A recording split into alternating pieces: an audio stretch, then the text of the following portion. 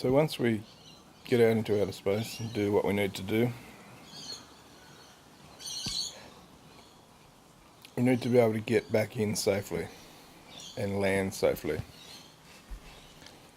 There are a bunch of issues associated with getting back into the Earth's atmosphere and then getting back onto the land.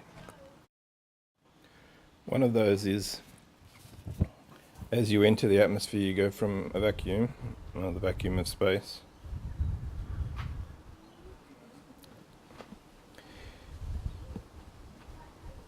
into the gas of the atmosphere.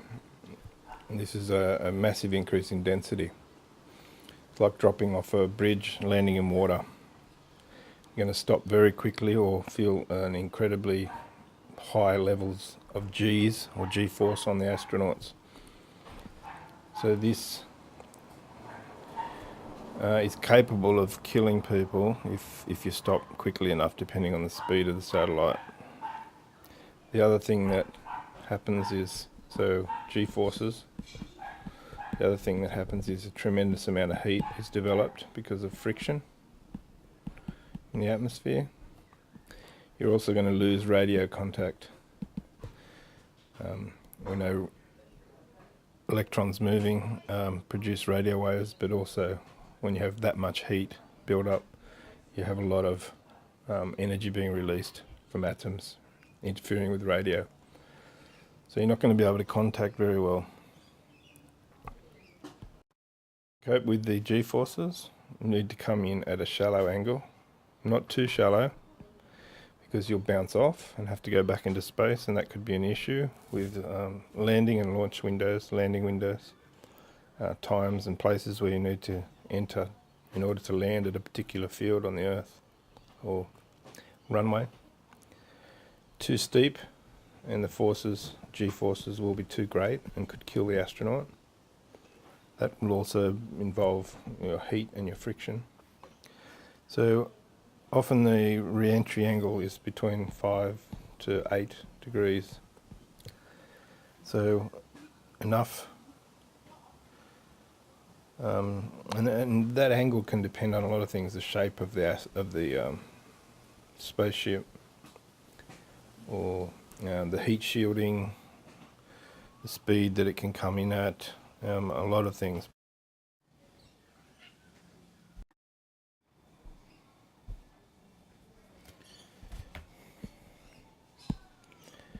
So the problem of heat shielding, you don't want to have bare metal, because the metal conducts heat very well, and that'll go into the spaceship or spacecraft and destroy the internal operations of it.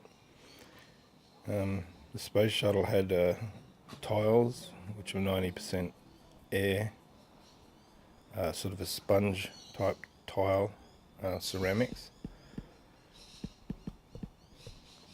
You want an insulating material that won't let heat in, heat insulating. Can't put too much tiling on the outside because that would increase the weight too much. And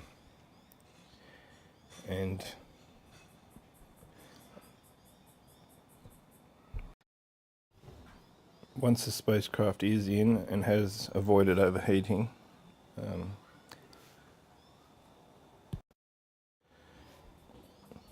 the extra kinetic energy has to be removed, so often a parachute is used. In the case of the space shuttle, they had a gliding effect and they could land and then deploy their parachutes.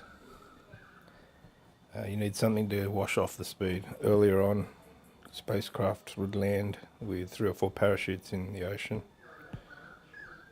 softer landing, where they were retrieved by ships. But at the moment they're looking at relandable rockets. A company in the US is looking at rockets that can land after doing their job.